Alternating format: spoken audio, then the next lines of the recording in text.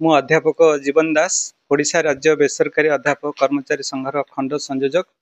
वर्तमान आम संघ तरफ समग्र राज्य रे मत एवं मंतव्य कार्यक्रम चालू रहुअछि। मुख्य उद्देश्य 2008 रु 2018 मध्य नियुक्त प्राप्त अध्यापक एवं कर्मचारी मानक अनुदान परिसरभुक्त करवा। से सरकार सहित आलोचना सरी। सरकार मध्य खूब शीघ्र एथि नीतिगत निष्पत्ति नापी आमको जन। ए अवसर में आम आज पहुंचीचु। अवसर प्राप्त भारतीय राजस्व सेवा अधिकारी श्रीजुक्त चंद्रकांत दलाई महोदय को वर्तमान आम मतामत नवा।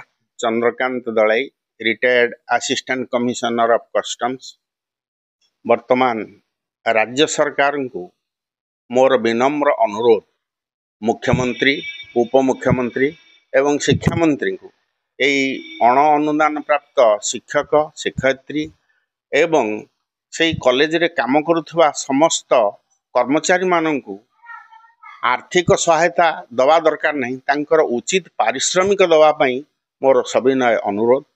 कारण मोहन माझी सार जड़े शिक्षक शिक्षक मानकर दुख बुझा तांकर निश्चित भाव तांकर कर्तव्य बोली आमे निश्चित भावुचु एवं यही कर्तव्य को सुचारू रूपे पालन करी शिक्षा को सुदृढ़ करने शिक्षाविद मानकर मूल दरमा दवाई मु प्रथमे तांको अनुरोध करने सहित यह उपयुक्त दाबी ताको मध्य समर्थन करुछि।